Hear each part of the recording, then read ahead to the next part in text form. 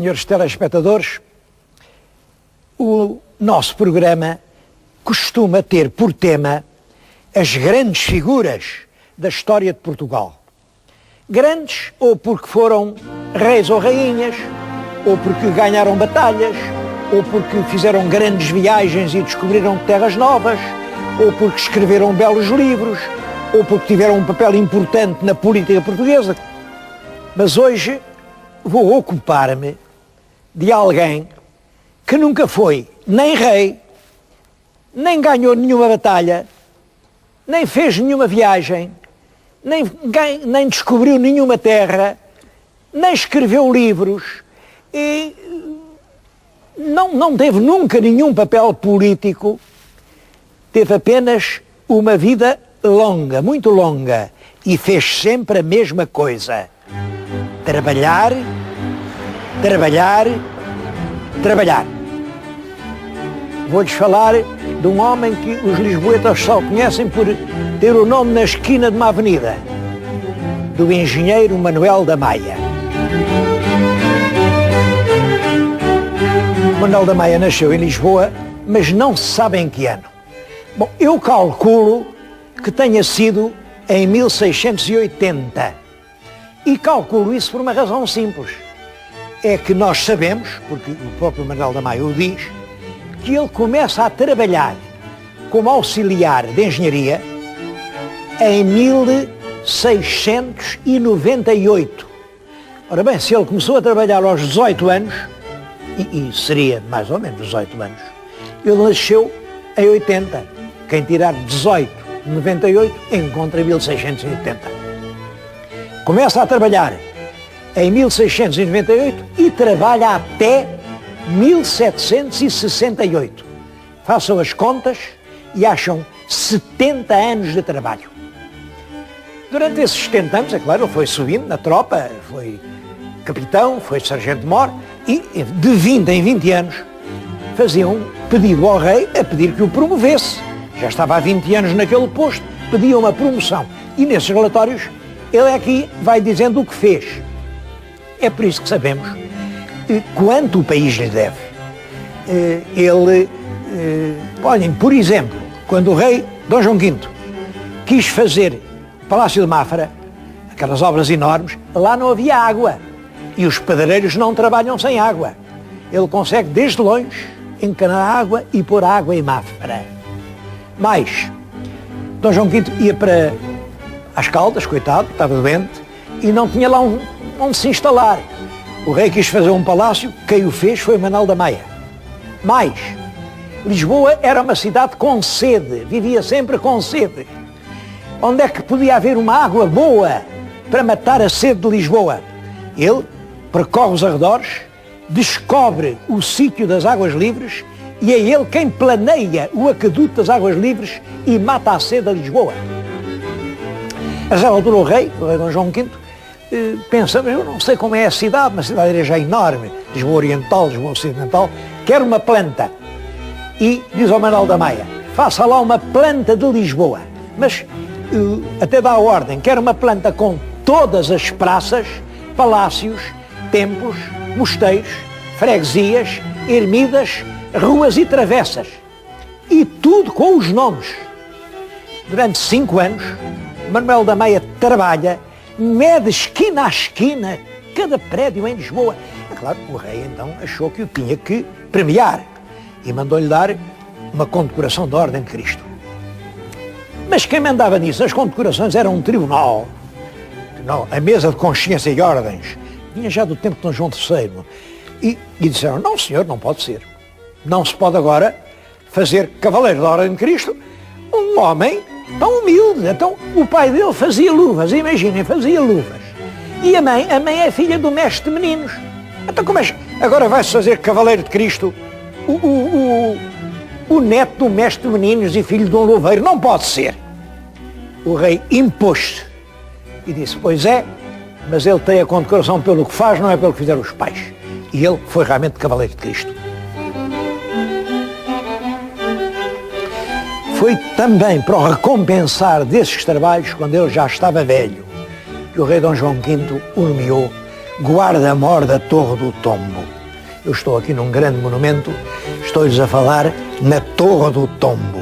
A direção da Torre do Tombo é dada ao Manuel da Maia, quando ele já está velho, é uma maneira dele já não fazer coisa nenhuma. Belo ordenado, 200 mil réis por ano, era muito, e a ideia era, coitado, está velho, agora goza ali os últimos anos de vida.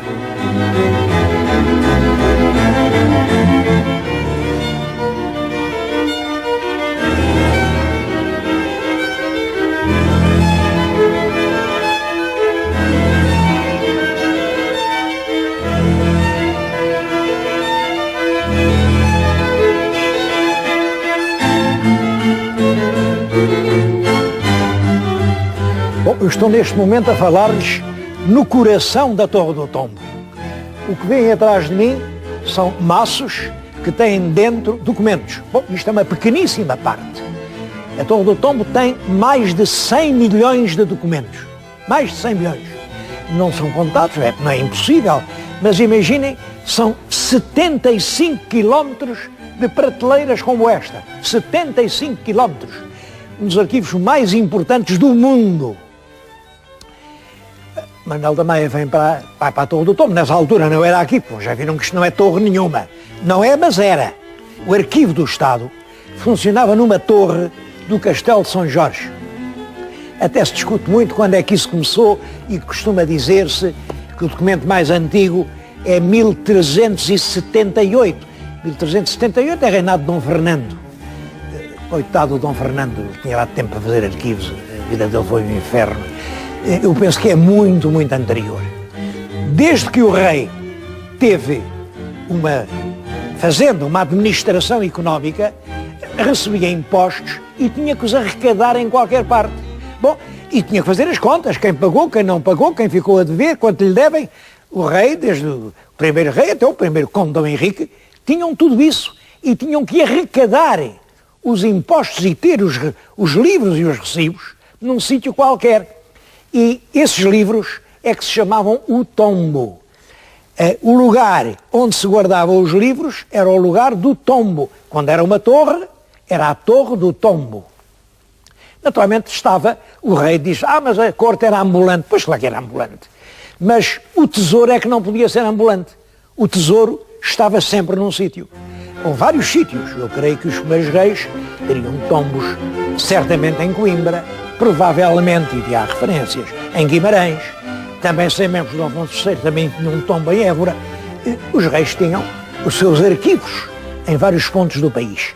Mas quando a corte se instala, principalmente em Lisboa, quando aqui é que é a sede da organização real, a torre ficou no Castelo de São Jorge. É essa torre que deu o nome à instituição, a Torre do Tombo. Era uma torre do Castelo de São Jorge. Portanto, vem desde o princípio da monarquia. Manuel da Maia, nomeado para dirigir aquilo, já então havia milhares e milhares de papéis sem ordem nenhuma, e ele desata a trabalhar, a fazer coleções, por exemplo, as gavetas, o corpo cronológico, pôs por ordem, e ainda hoje há índices que a gente, para encontrar as coisas, vai aos papéis feitos pelo Manuel da Maia. Ele trabalhou energicamente. Bom, simplesmente acontece-lhe um dia terrível. Um dia terrível. Na manhã do dia 1º de novembro de 1755, a cidade começa a estremecer violentamente, as casas caem, a Torre do Tombo cai, os tesouros que lá estavam ficam debaixo dos pedregulhos e da caliça, a casa do próprio Manuel da Maia ardeu, e ele, que é, já nessa altura, o engenheiro-mor do reino, é ele quem manda nos socorros, manda acudir, não é à casa dele, manda acudir à Torre do Tombo. Bom, andam ali, levantam os destroços, as traves, as pedras, salvam os livros, toda a gente foge de Lisboa. Em Lisboa, nessa altura, só há cadáveres e ladrões. Manuel da Maia fica com os seus homens mais dedicados e salva o tesouro da memória nacional. Ele precisa de arranjar um edifício qualquer, para isto são precisas tábuas. Ele escreve ao Sebastião José de Carvalho e Melo, futuro Conde de Oeiras, futuro Marquês de Pombal, e diz-lhe que quer fazer um barracão, mas não tem tábuas.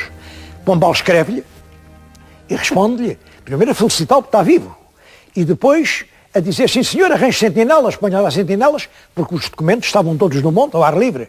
E quanto a tábuas, olha, falo com o cônsul da Dinamarca, porque estão uns navios dinamarqueses carregados de tábuas, peça-lhe as tábuas. Bom, e assim se faz uma torre, que é um barracão, esteve um ano, até que ele conseguiu levar toda aquela papelada para o mosteiro de São Bento. A Torre do Tombo esteve em São Bento até 1990. Eu frequentei a Torre do Tombo durante anos e li milhares e milhares de documentos. Antes fui praticamente todos os dias à Torre. E era ainda no mosteiro de São Bento.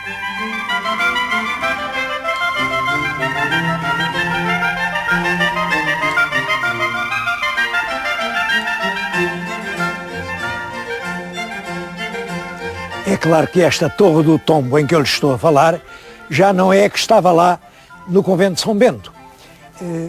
Construíram outra, a primeira pedra em 1985 e a inauguração em 1990. Eu penso que há grandes nomes de guardas-mores da Torre do Tombo, ou diretores hoje da Torre do Tombo. Há dois nomes que ficam acima de quaisquer outros. Um é o de Manuel da Maia, que salvou o arquivo dessa tragédia que foi o terremoto de 1655. Outra é o Dr. José Pereira da Costa, que não se resignou àquele perigo constante que era a Torre do Tombo, tantos tesouros lá naqueles fundos do Palácio de São Bento, um edifício político, portanto sujeito às convulsões que possa haver e os papéis mal arrumados e tudo a perder-se. E é ele foi diretor da Torre do Tombo durante perto de 20 anos, com uma teimosia, uma insistência, consegue que, apesar de todas as dificuldades que havia de dinheiro, se arranje um orçamento, se faça um belíssimo projeto e se construa em Lisboa, finalmente, uma grande sede com todas as condições modernas, onde o Arquivo Nacional está reunido hoje com completa ordem e em plena segurança. Eu sei que o Dr. José Pereira da Costa ainda hoje vive. Também sei que ele já não era o diretor da Torre do Tombo quando esta sua obra foi aberta. E também sei que nessa questão quem tinha razão era ele. Por isso vai aqui uma sincera palavra de homenagem. A Torre do Tombo é das instituições que maior respeito inspiram em Portugal. As pessoas falam em Torre do Tombo como se fosse qualquer coisa de sagrado. Bom, e há fortes razões para isso. A primeira é que realmente é uma instituição tão antiga como Portugal. E a segunda é que, como disse o professor José Matoso, que também foi guarda-mor da Torre do Tombo, esta casa é o suporte objetivo da memória nacional. E por isso mesmo é um dos elementos mais importantes da identidade nacional. É com base nos documentos que aqui se guardam que se pode recordar e refazer toda a história do povo português desde as suas origens até o dia de hoje.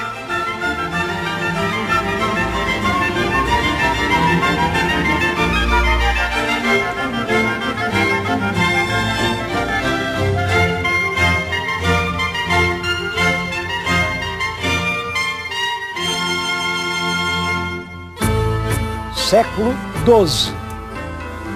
Os portugueses são um pequeno povo a viver numa terra muito pobre e cercada de inimigos por todos os lados. Do norte é a Galiza, que nos quer absorver. Do leste é o rei de Leão, que diz que é nosso rei. Do sul são os mouros com toda a sua força. E mesmo por dentro o povo corre perigo. São os grandes, os que descendem dos nobres visigóticos, que querem reduzir este povo à sua primitiva servidão. O documento diz, in pristinam servitutem, à letra primitiva servidão. E os pequenos que resistem e para isso se agrupam à volta do seu jovem príncipe, um príncipe que marca as suas cartas com o sinal de Portugal. Tenho na minha frente o primeiro documento, é de 1129, em que aparece escrita num documento real a palavra Portugal. Tenho diante de mim o primeiro documento também do século XII, em que já se escreve em português. Esta é a famosa Notícia do Torto. Ela não tem data, é do século XII ou talvez do princípio do século XIII. Esta é a Notícia dos Fiadores. Apareceu agora há pouco tempo, é também escrita em português e esta é com certeza do século XII. Século XIII. Esse pequeno povo é já agora senhor de si próprio. É ele quem resolve o seu destino. Vive nas vilas furaleiras, em que o grêmio dos vizinhos é o próprio senhor da terra. Estende-se pelos vales em direção ao sul, ocupa todas as beiras, conquista Lisboa, avança pelo sul, chega a conquistar o Algarve. O grande acontecimento político do século XIII é a crise do meio do século. Nova oposição entre os grandes e os pequenos. Os grandes que seguem ao rei Dom Sancho. Os pequenos que, acaudilhados pelo bolonhês, o futuro Dom Afonso III, conseguem ganhar e assumir o governo do Estado. O documento que eu tenho na minha frente é um dos maiores tesouros da história de Portugal. É a chancelaria do rei Dom Afonso II. Isto, cada uma destas pequenas linhas vermelhas, dá os foros e costumes de uma certa região portuguesa. Neste caso, são os foros e os costumes da Covilhã. Mas é todo o Portugal da primeira metade do século XIII, que tem aqui descritos os seus foros e os seus costumes. E a gente fica assombrado e triste quando pensa que um código como este nunca foi publicado. No século XIV há um tempo de crise, porque os rápidos progressos do século XIII aumentam a população, empobrecem a nobreza e dão um vigor novo às classes dos mercadores e dos artesãos, que vêm a ser as forças decisivas na crise do fim do século. O documento que eu tenho junto de mim é o que marca o final dessa crise.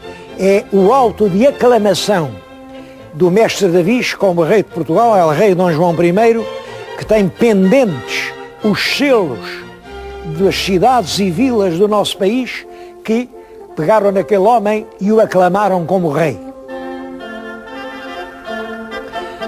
O século XV é um longo ciclo de crescimento, com as crónicas de Fernão Lopes, com a construção da batalha, com as navegações, as primeiras navegações atlânticas, as lanças em África.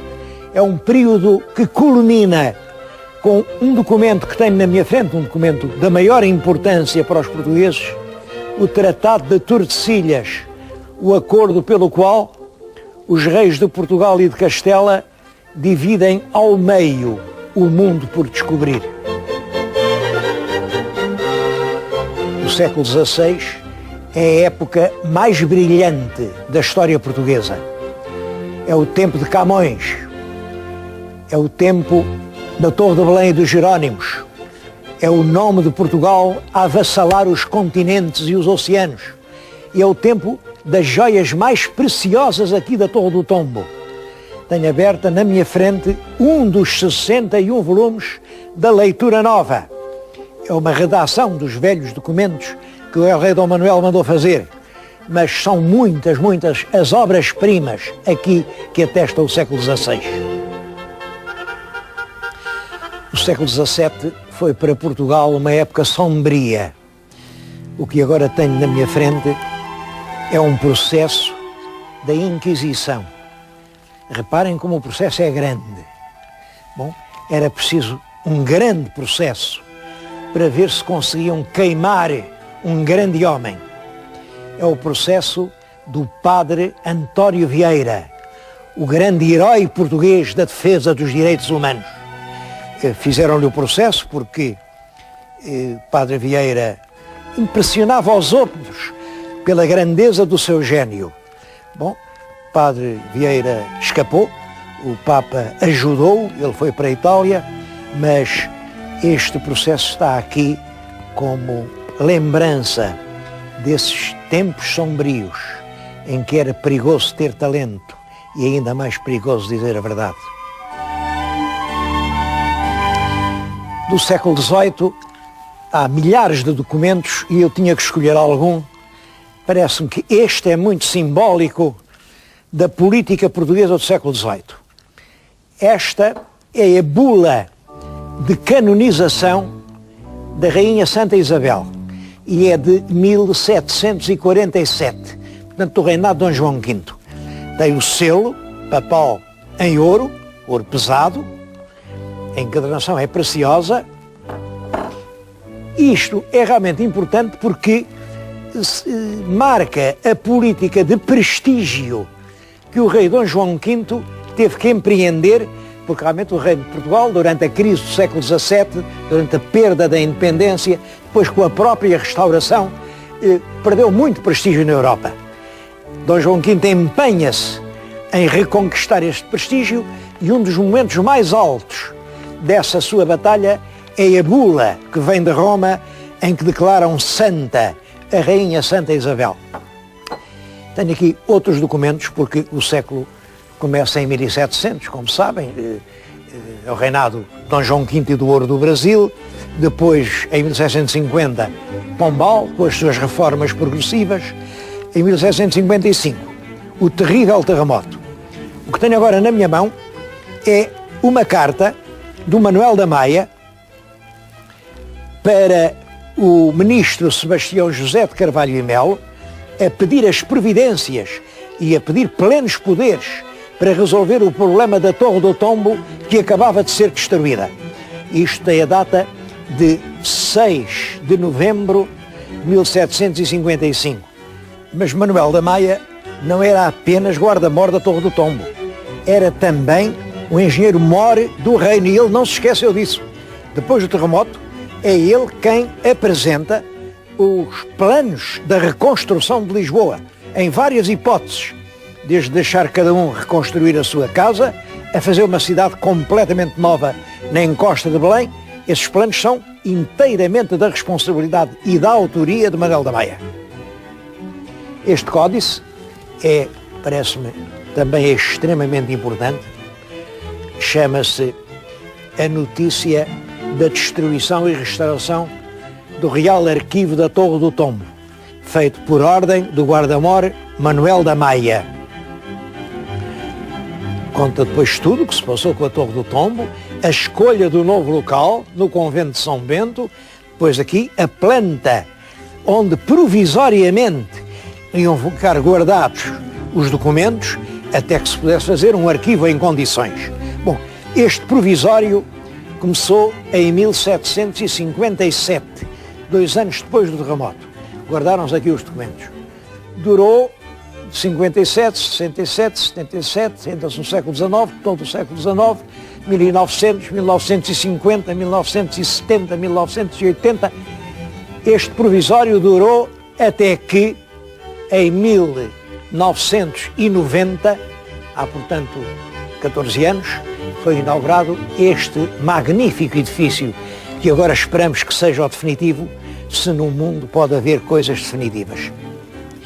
Penso que, neste momento, recordar toda a história portuguesa e como um dos grandes heróis dela, o engenheiro Manuel da Maia, é um ato de justiça.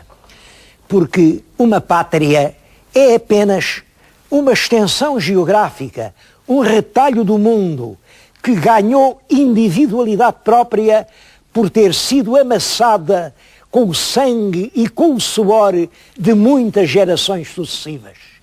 As pátrias fazem-se e desfazem-se. Fazem-na com trabalhadores como foi Manuel da Maia. Por isso, eu quis hoje dedicar-lhe este programa de homenagem.